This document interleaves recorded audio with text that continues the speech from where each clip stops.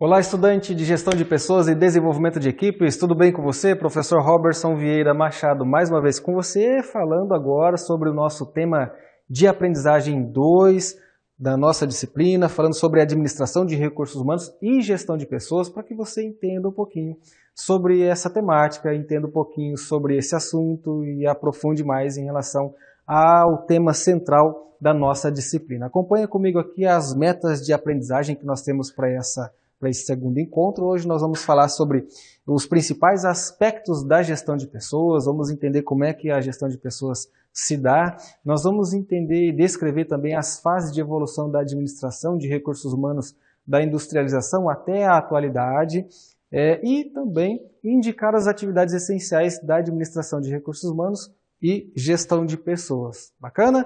Vamos lá, acompanhando junto comigo. Aqui nós temos o seguinte, o fator humano ele vem ganhando cada vez mais espaço, cada vez mais relevância dentro das organizações. Você já deve ter percebido isso, esse movimento, essa mudança em relação a como as empresas, as organizações vêm tratando o seu pessoal, vem tratando os talentos internos. E isso faz muita diferença, principalmente por conta dessa evolução da administração de recursos humanos que tem surgido, tem acontecido até aqui. Gestão de pessoas. Esse termo ele é mais difundido, amplo, mas ele vem mudando também. Algumas empresas acabam se adaptando, trazendo outras terminologias, como por exemplo, a gestão do talento humano, você pode encontrar por aí em algumas organizações. Nós temos também a gestão de parceiros ou colaboradores, nós temos ali a gestão de competências, gestão do capital humano, enfim. Então são alguns dos termos que nós podemos encontrar por aí, você pode encontrar por aí, entre outros tantos, né? Gente e gestão, gente e cultura, vai depender muito de da própria cultura, ou do ambiente, ou do setor em que essa empresa atua, ou do objetivo que ela quer passar, da imagem que ela quer passar em relação a como ela atua com o seu pessoal, tá bom? E aí, concepções de administração de recursos humanos e também de gestão de pessoas. Vamos lá, aqui nós temos RH ou gestão de pessoas como profissão. Aqui a gente pode ouvir esses termos, esses conceitos e entender que quando se fala em gestão de pessoas, quando se fala em recursos humanos, eu posso entender que é um setor ou uma profissão, né? Na verdade aqui eu estou tratando como profissão ou também como uma função ou um departamento. E eu posso olhar para o RH e a gestão de pessoas também como um conjunto de práticas e recursos humanos. Então, quando eu falar desse termo, e você ouvir sobre esse termo ou ler sobre esse assunto, você vai encontrar muito conteúdo referente a vários desses caminhos. Ou falando do profissional em si, ou falando do departamento que trata dessas políticas, dos sistemas e subsistemas relacionados ao RH, ou tratando ainda das práticas, em como as coisas são feitas em relação às pessoas no ambiente organizacional. Então, pode variar, mas só para você entender que as concepções aí vão caminhar em vários pontos diversos. Você sabe, fala para mim aqui, né, minha cara estudante, quais são as 5 fases evolutivas da administração de recursos humanos no Brasil? Já deve saber, porque eu já estou partindo da premissa de que você já deu uma lida aí no teu material, se não, vale a pena ler também o material físico para complementar essa nossa aula aqui, combinado? Mas eu quero trazer para vocês aqui para ficar mais fácil, para você conseguir visualizar, identificar cada uma dessas evoluções na tela com você. Olha só, nós temos no Brasil, começou lá pela fase contábil, antes da década de 30, né, 1930, o que essa fase contábil tratava? Ela centralizava suas preocupações nos custos, né, da organização, em contabilizar as horas trabalhadas, as faltas, atrasos, estava bem ligada mesmo a pagamento de funcionários e principalmente considerando aí a lucratividade que essa mão de obra trazia para essa empresa. E depois nós tivemos a fase legal, lá de 1930 a 1950, né, mais ou menos, onde nós tivemos a criação do Ministério do Trabalho e Indústria e Comércio e surgimento da figura do chefe de pessoal para acompanhar o cumprimento da consolidação das leis trabalhistas, a famosa CLT que ainda está em vigor até hoje. Então, aqui é um marco realmente do histórico, né? E já teve uma mudança, uma evolução muito grande, surgindo a figura do chefe de pessoal para tratar especificamente do cumprimento dessa legislação. Na fase tecnicista, onde nós tivemos ali entre 1950 e 65, nós tratamos sobre a implementação da indústria automobilística e introdução da figura do gerente de relações industriais no organograma das empresas. E justamente esse gerente de relações industriais era a principal figura que tratava ou lidava com os empregados, né, com o seu pessoal, com os colaboradores, com os funcionários dessa indústria. Então foi uma nova mudança nessa, né, que caracterizou aí uma evolução dentro da gestão de pessoal, dentro da administração de recursos humanos. Na fase administrativa, de 65 a 85, nós tivemos um movimento muito forte ali do novo sindicalismo, com as suas reivindicações, implementado pelas bases trabalhadoras, teve um grande papel nas mudanças ocorridas nesse período. E se você falar de relações sindicais, isso também faz parte do contexto da administração de recursos humanos. Inclusive, é importante que as empresas cuidem dessa relação com os empregados, essas relações sindicais entre empregados e empregadores, para que as pessoas se sintam queiram continuar trabalhando nessa empresa, uma vez que ela enxergue essa empresa como um lugar bom para se trabalhar. Queiram continuar nessa empresa, uma vez que ela enxerga que essa organização, essa empresa, atende o mínimo necessário para que ela se sinta bem e ela possa prover as suas necessidades, prover a sua família, enfim. Então, a ideia é justamente essa, manter essa relação, diminuir a rotatividade de pessoal, garantir um clima, né, uma relação estreita e bacana entre as pessoas e as organizações de modo geral. Nós temos aqui, então, a que perdura até hoje, né, a fase estratégica, que tratou aí da implementação dos primeiros programas de planejamento estratégico com preocupação de longo prazo. O cargo de gerente de RH passou do terceiro escalão para o nível estratégico da diretoria dentro das empresas. Hoje, se você pensar no diretor de RH, ele se senta à mesa junto com os demais diretores, diretor financeiro, um diretor, enfim, de qualquer que seja a outra área de marketing, para tratar de maneira estratégica das questões relacionadas ao gerenciamento de pessoal. Questões relacionadas à gestão de pessoas especificamente, porque já ficou entendido, né, e as empresas têm essa clareza, a maioria delas pelo menos, de que as pessoas são um importante elemento que compõe toda a estrutura e que faz a coisa acontecer, que mantém essa empresa viva e atuante no mercado. A ideia é justamente essa, e essa figura, né, esse profissional, gestor de RH, ele acaba assumindo um papel estratégico nesse contexto todo, tá bom?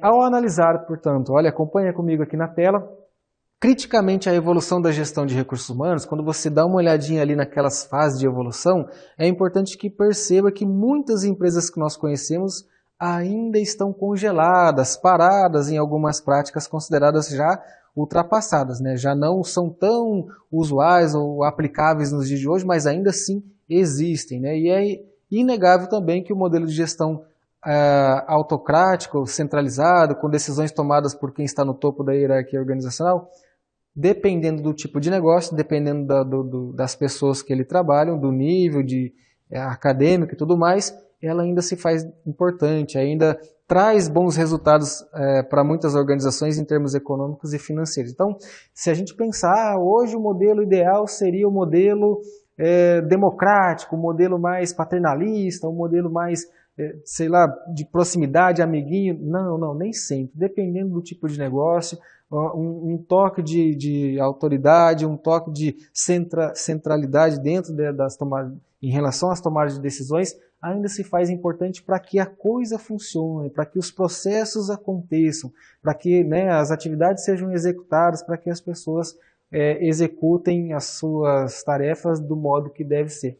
Então, vai depender muito do contexto, vai depender dessa análise estratégica realmente do ponto de vista da gestão de recursos humanos. Agora fala para mim, né, você que está aí me acompanhando, está aqui junto comigo, quais são os processos básicos da gestão de pessoas? Mais uma vez, eu tenho certeza que se você já deu uma olhadinha aí no seu material escrito, no teu livro, você já identificou quais são, né, as principais áreas, né, os principais processos da administração de recursos humanos, também chamada aí de gestão de pessoas nos dias de hoje, mas eu quero trazer à tona aqui para você novamente para a gente poder identificar cada uma delas. Tá? Imagina aqui o RH como uma grande árvore, a administração de recursos humanos uma grande árvore, uma árvore enorme composta aí por alguns galhos principais, alguns galhos mais fortes, rígidos, que estruturam, né, a partir desse tronco que é a administração de recursos humanos, gestão de pessoas, ele forma essa grande árvore.